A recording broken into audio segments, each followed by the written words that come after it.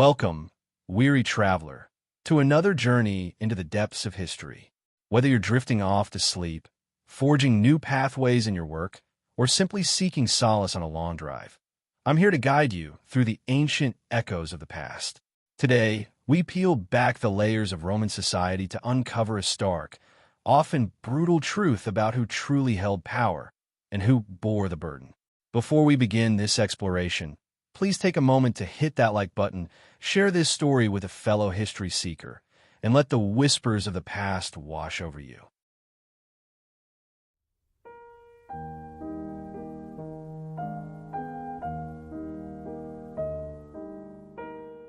Friends, listeners, fellow travelers through the vast annals of time, welcome back to Vibing History.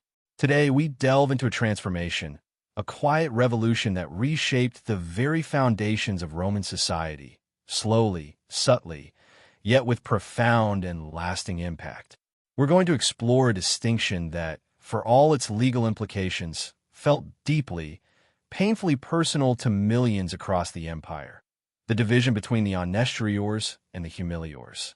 Now, when we speak of Rome, many of us conjure images of the Republic, of citizen equality, of a system where, theoretically at least, all free Romans stood on a similar legal footing.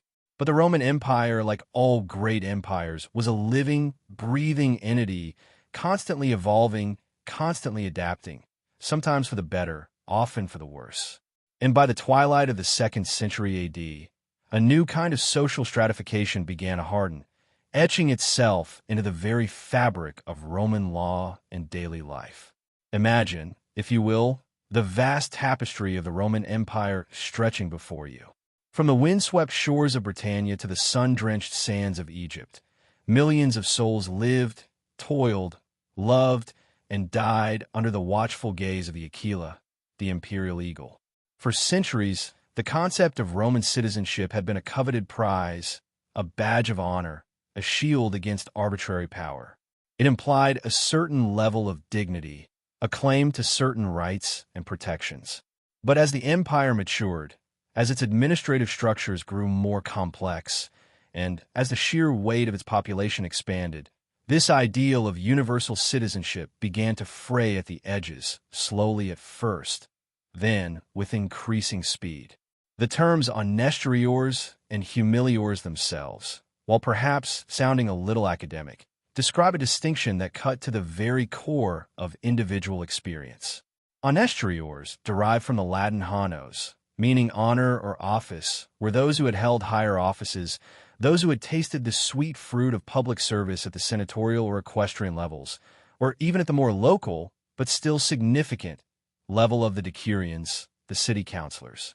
These were the privileged few, the individuals who, by virtue of their status, their wealth, their connections, were deemed to possess greater honors. They constituted, by most estimates, a mere 1% of the gargantuan Roman population. A tiny, powerful elite, truly. Now, for everyone else, for the vast, overwhelming majority of free Roman citizens who had not ascended to these lofty heights, there was the designation of humiliors, from the Latin humilis, meaning humble or low. This category encompassed an incredibly diverse range of people. It included the ordinary working folks of Rome and its sprawling provinces, the artisans, the shopkeepers, the farmers tilling their land, the freedmen, those who had once been slaves but had earned their liberty, and even the peregrini, the free non-citizens who lived within the empire's borders, often for generations, contributing to its economy and culture. The tenant farmers, the coloni, bound to the land yet technically free, they too fell under this sweeping umbrella. What's crucial to understand here is that this wasn't just a social distinction, it was a legal one. And the law, as we know, has a habit of biting harder for some than for others. This emerging division between Honestiors and Humiliors became increasingly stark, particularly in the realm of legal penalties. Think back, for a moment, to the early days of the Republic when a Roman citizen, no matter their wealth or lineage, was theoretically protected from certain forms of punishment. Corporal punishment, the lash, public humiliation, and even crucifixion. These were once primarily reserved for slaves, for those utterly without rights. But as the principles of citizen equality began to erode, as the vastness of the empire made individual accountability harder to maintain, these harsh penalties, these brutal realities, began to creep into the lives of the Humiliors. Imagine the horror, the indignity of a free Roman citizen, perhaps a humble farmer or an honest craftsman, being subjected to a public flogging, a punishment that, just a century or two prior, would have been unthinkable for someone of his status. This was not merely a matter of physical pain.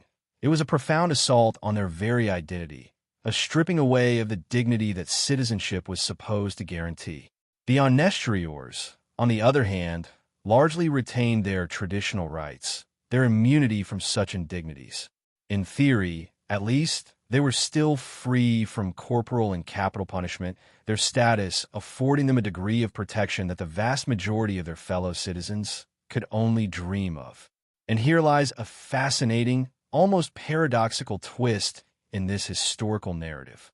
In 212 AD, the Emperor Caracalla issued the famous Constitutio Anneniana, granting universal Roman citizenship to nearly all free inhabitants of the empire. On the surface, this seemed like an act of unparalleled generosity, a sweeping declaration of inclusion that should have, in theory, leveled the playing field, making everyone equally Roman. But ironically, almost tragically, this act of universal citizenship seems to have done the opposite. Instead of unifying, it exacerbated the divisions. Why? Well, when everyone became a citizen, the mere fact of citizenship lost some of its exclusivity, some of its luster. What truly mattered now wasn't just being a citizen, but being a certain kind of citizen. The distinction shifted from citizen versus non-citizen to the nuanced, yet profoundly impactful, difference between the Honestiors and the Humiliors. It was as if, by extending the title to everyone, the elite needed a new way to differentiate themselves, a new legal framework to reinforce their privileged position. The attitude of the elite towards these Humiliors is also incredibly telling. Historians like Paul B. Duff characterize it as a kind of loathing, a pervasive disdain that viewed the lower classes as inherently lazy, dishonest, and untrustworthy. This wasn't merely a class prejudice, but a deep-seated contempt that filtered down into the legal system, justifying harsher treatment, less fair trials, and more brutal punishments. When you view a segment of your population as inherently flawed, as morally inferior, it becomes easier to justify denying them the full protections of the law. So, as we embark on this journey through the Roman legal landscape, remember this fundamental shift. The idealized republic, with its notion of citizen equality, was giving way to an empire where privilege and power were increasingly concentrated in the hands of a few, while the vast majority, though technically citizens, found themselves vulnerable to a system that treated them with increasing severity. This wasn't a sudden cataclysm, but a slow, creeping transformation, a hardening of social lines that would define the later Roman Empire and leave an indelible mark on the lives of millions. Join me now as we delve deeper into the lives of these two distinct classes, exploring what it truly meant to be an Honestior, to wield power and enjoy privilege in the heart of the empire, and then, in stark contrast, to be a Humilior, navigating a world that offered little protection and demanded much.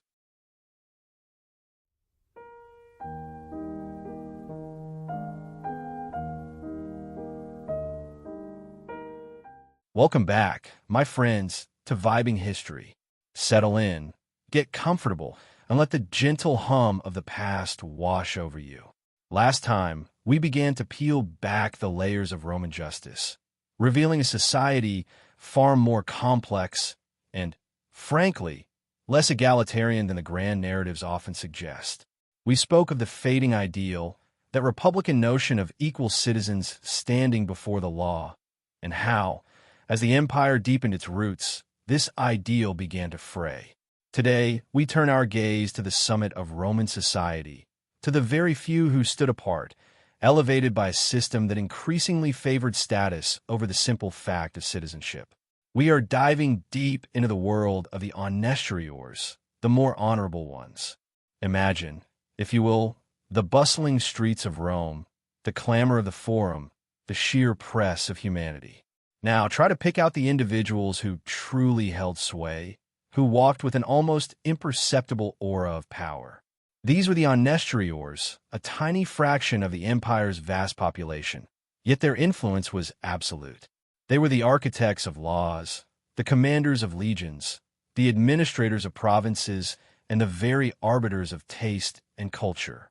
This division, this chasm between the Honestiors and the Humiliors, didn't spring up overnight.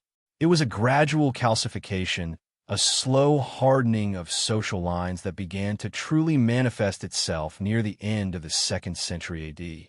Before this, the Roman Republic, at least in its theoretical purity, held up the ideal of citizen equality. All Roman citizens, regardless of wealth or lineage, were supposed to enjoy the same fundamental rights before the law. But as the Republic gave way to the empire, and as the empire itself began to stretch and strain under its own colossal weight, this ideal began to crack. So, who exactly were these Honestiors? The definition was remarkably precise, tied not merely to wealth, though wealth was certainly a prerequisite, but to the holding of public office, to the honores.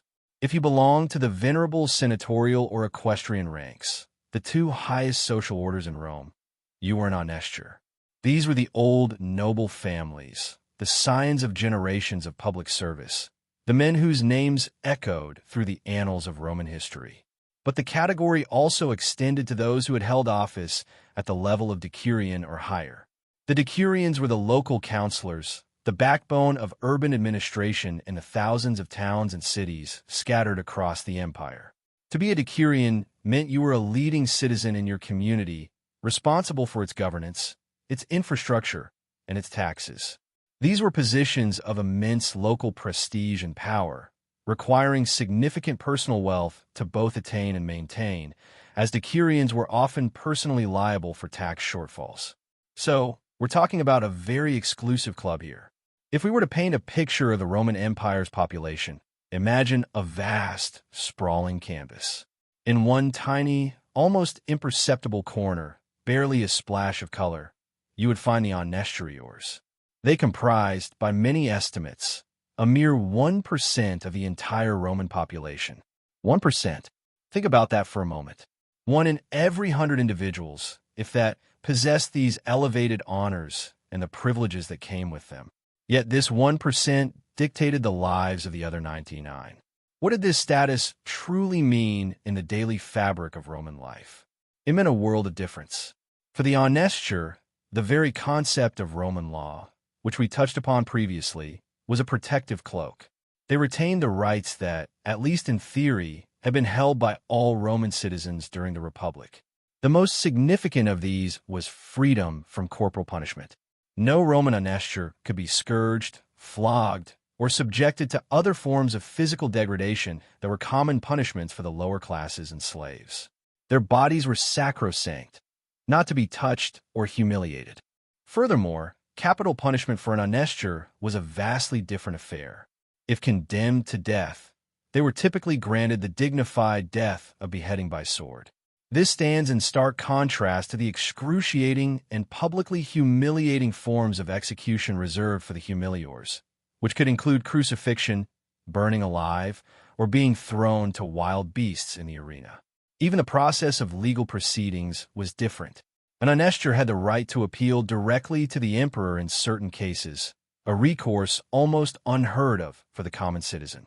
They were tried by judges of their own rank, often in private settings, and their testimony in court carried immense weight, often presumed to be true until proven otherwise.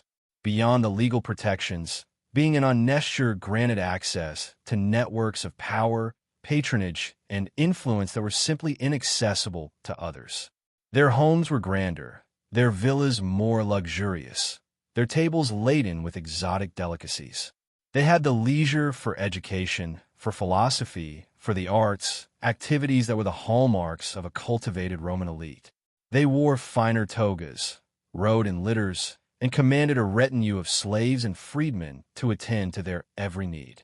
Their children received the best tutors, ensuring the continuation of their status and influence through successive generations. Imagine a young man born into an Honestior family.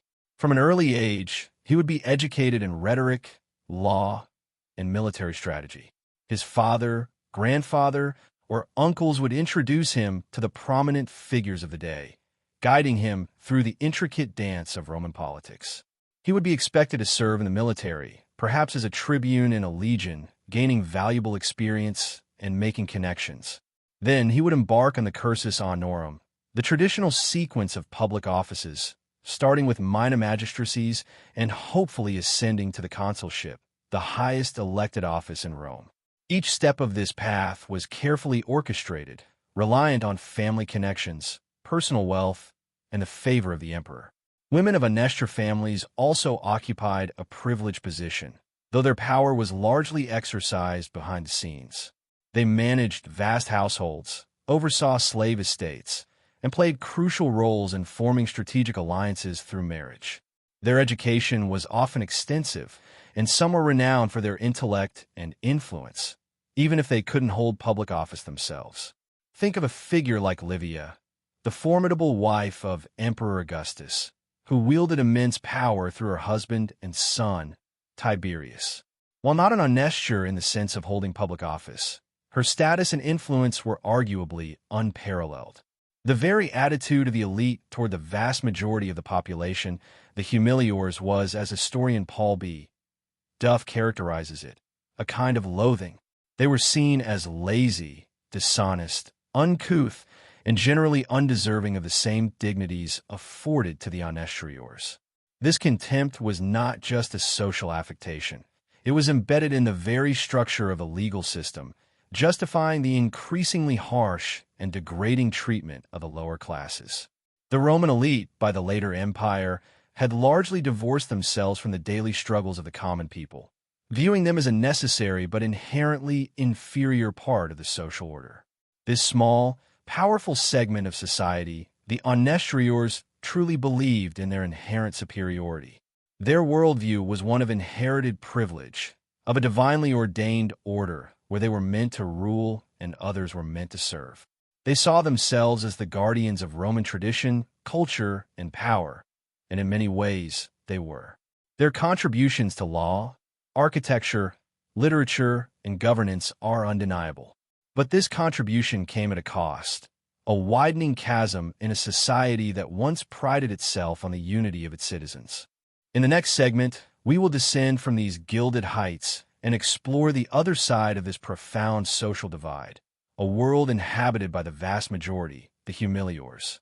We will delve into the harsh realities of their lives, the legal indignities they faced, and how the Roman ideal of universal citizenship, paradoxically, seemed to exacerbate, rather than alleviate, their struggles. Prepare yourselves, for the contrast could not be starker. Until then, keep vibing with history.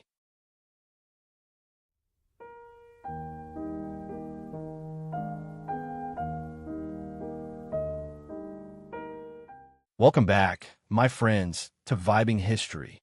In our last segment, we peered behind a velvet curtain of Roman society, examining the privileged lives and formidable power wielded by the Honestiors, the esteemed 1%, the emperors, senators, equestrians, and high-ranking officials who sat at the very apex of the Roman world. We saw how their status was not merely a matter of wealth, but a shield against the harshest realities of Roman justice, a birthright or an earned privilege that afforded them a life unimaginable to the vast majority. Today, however, we descend from the gilded halls and sun-drenched villas to the bustling, often unforgiving streets and fields of the Roman Empire. We turn our gaze to the Humiliors, the humble majority, the silent bedrock upon which the entire colossal edifice of Rome rested. This is where the true pulse of the empire beat, often with a weary thrum. Imagine, for a moment, the sheer scale of it. While the Honestiors formed a rarefied sliver, perhaps 1% of the free population, the Humiliors comprised everyone else. This was a vast, sprawling ocean of humanity, encompassing a dizzying array of lives and livelihoods. Here, we find the ordinary working people, the artisans hammering away in noisy workshops, the shopkeepers haggling over prices in crowded marketplaces, the scribes diligently copying texts, the legionaries marching to distant frontiers. Here, too, were the freedmen, those who had tasted the bitter tang of slavery but had, by fate or fortune, gained their freedom, though often still bound by complex ties to their former masters. And then there were the peregrini, the free non-citizens who lived within the sprawling borders of the empire, speaking myriad tongues, observing diverse customs, yet contributing to the Roman economy and way of life. Further still, at the very foundational level of this humble majority, we find the tenant farmers and the coloni bound to the land, their lives dictated by the rhythm of the seasons and the demands of their landlords. It's crucial to understand that while these individuals were free, and many were Roman citizens, their freedom was often a far cry from the ideals of Republican liberty. As we discussed, the distinction between Honestiors and Humiliors began to solidify around the late 2nd century AD, marking a profound shift in how Roman justice and society itself viewed its citizens. This wasn't just a social pecking order. It was a legal chasm, a canyon that separated those who were considered honorable from those who were merely, well, humble. And here lies one of the great ironies, one of the great paradoxes of Roman history. In 212 AD, the Emperor Caracalla issued the Constitutio Anneniana, a decree that granted universal Roman citizenship to all free inhabitants of the empire. On the surface, this monumental act should have been a leveling force, extending the full rights and privileges of Roman citizenship to millions who had previously been excluded. It should have ushered in an era of greater equality, a more unified Roman identity. But history, as it so often does, takes unexpected turns. Instead of unifying, this widespread granting of citizenship seems to have, paradoxically, exacerbated the division between the upper and lower classes. Think about it. When citizenship was a more exclusive club, the rights associated with it, like freedom from corporal punishment or the right to appeal, were fiercely guarded and largely applied across the board for all citizens. But once citizenship became universal, once the masses were all technically citizens, the elite needed a new way to differentiate themselves, to retain their privileged status and their special immunities. And so, the very principles of citizen equality that had, at least in theory, underpinned the Roman Republic began to decay with an alarming speed. The Humiliors, despite now bearing the title of Roman citizen, found themselves increasingly subjected to a harsh new reality. Penalties that were once reserved for slaves, corporal punishment, public humiliation, even certain forms of capital punishment, began to be applied to these humble citizens. Imagine the shock, the outrage, the profound sense of injustice as a free Roman citizen, perhaps a baker or a carpenter, found himself being whipped in the public square for a minor offense, a punishment that just a century prior would have been unthinkable for someone of his status. The Honestiors, meanwhile, largely retained the rights that had been held by all Roman citizens during the Republic. They were still, in theory, immune from corporal punishment, still subject to different, often less severe, forms of justice. The law, once a common arbiter, now became a bifurcated instrument, one standard for the honorable, another for the humble. This wasn't just about legal distinctions. It permeated the very fabric of Roman society, shaping attitudes and perceptions. The elite, those who formed the Honestiors, often viewed the Humiliors with a disdain that would shock modern sensibilities. The scholar Paul B.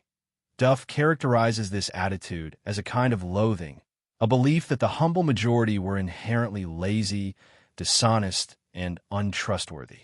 Imagine living in a society where the very people who built your roads, grew your food, fought your wars, and served your needs were seen by the ruling class as intrinsically flawed, morally inferior. This deep-seated contempt further solidified the social and legal divide, making upward mobility incredibly difficult and cementing the Humiliors in their often precarious positions. Their lives were, by our standards, incredibly demanding. Daily existence for the Humiliors was a constant struggle, a relentless pursuit of sustenance and survival. They lived in crowded tenements, often without adequate sanitation or light, where disease could spread like wildfire. Their diets, while varied in different regions, were generally simple, built around grains, legumes, and whatever seasonal vegetables or fruits could be procured. Meat was a luxury, a treat for festivals or special occasions, not a daily staple. They rose with the sun, toiled through long hours, often under harsh conditions, and collapsed into sleep, only to repeat the cycle again. Consider the tenant farmers and the coloni. These were the backbone of the Roman agricultural system, tilling the vast estates of the wealthy Honestiors. Their lives were intimately tied to the land, their harvests often dictating whether their families would eat well or go hungry. While not slaves in the traditional sense, their freedom was often nominal. They were tied to the land they worked, unable to leave without the landowner's permission, and often indebted to their landlords, trapped in a cycle that offered little hope of escape. The harvest they brought in, the sweat of their brow, flowed upwards, nourishing the very system that kept them humble. Even the artisans and tradesmen, those with valuable skills, faced a relentless grind. Competition was fierce, margins were thin, and the threat of debt loomed large. A bad season, a failed harvest impacting demand, a sudden illness. Any of these could plunge a family into destitution, forcing them to sell their possessions, borrow from moneylenders at exorbitant rates, or even, in extreme cases, sell themselves or their children into servitude. The safety nets we take for granted today simply did not exist. There was no social security, no widespread public health care, no guaranteed minimum wage. Your survival depended entirely on your labor, your skill, and your fortune. The lives of freedmen, while a step above slavery, were also fraught with challenges. While they gained legal freedom, they often remained bound by social and economic ties to their former masters, serving as clients, expected to show loyalty and perform services. Many freedmen became successful in business, proving their industriousness and acumen, but they still carried the stigma of their past, often facing prejudice and limited opportunities for true social advancement. Their children, however, could fully integrate into free society, providing a glimmer of hope for future generations. And what of the Peregrini? These non-citizen residents, even after Caracalla's decree, often found themselves in an ambiguous space. While they gained citizenship, the deep-seated cultural and legal distinctions didn't vanish overnight. They might have been Roman citizens on paper, but the lived experience, the daily reality of being a Gaul, an Egyptian, a Syrian, or a Briton within the Roman system, meant navigating a complex web of local customs, Roman laws, and lingering prejudices. Their integration into the broader fabric of Roman society was a long, often challenging process. The political voice of the Humiliors was, for the most part, muted. While they could theoretically participate in assemblies in the earlier republic, by the later empire, the real power resided with the Senate, the emperor, and the various imperial officials, all drawn from the ranks of the Honestiors. Their concerns, their grievances, their struggles were rarely heard at the highest echelons of power, unless they escalated into unrest or rebellion, which was often met with brutal repression. Yet, despite the hardships, despite the disdain from above, the Humiliors were not simply victims of circumstance. They were resilient. They formed communities, found solace in religious cults, celebrated festivals, raised families, and carved out meaningful lives within the constraints of their world. Their labor built the cities, maintained the roads, produced the goods, and fought the wars that sustained the Roman Empire for centuries. Without them, there would be no Roman Empire to speak of. Their story is not one of grandeur and triumph, but of enduring perseverance, quiet dignity, and the relentless human will to survive and thrive against overwhelming odds. In our next segment, we'll delve deeper into this great paradox: how universal citizenship, meant to unify, instead deepened the divisions within Roman society, creating a legal and social chasm that would echo through the dying centuries of the Western Roman Empire. The story of the Humiliors is not just about their struggles, but about the very nature of justice, equality, and power in a civilization that, for all its glory, wrestled with its own profound inequalities. Stay with me.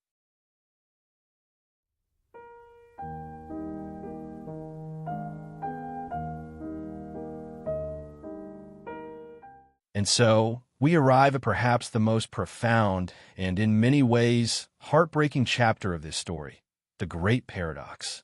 For it was at a moment when the idea of Roman citizenship, in theory, expanded to embrace all free inhabitants of the empire, that the practical realities of justice and social standing began to fracture into an even deeper, more entrenched divide.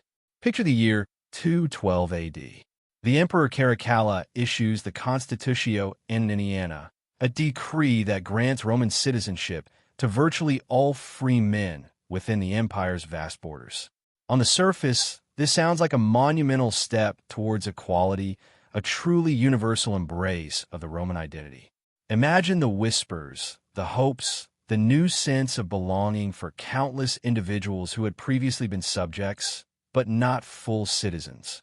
The peregrini, those free non-citizens living within the empire, would have suddenly found themselves elevated, at least in name, to the esteemed status of a Roman citizen.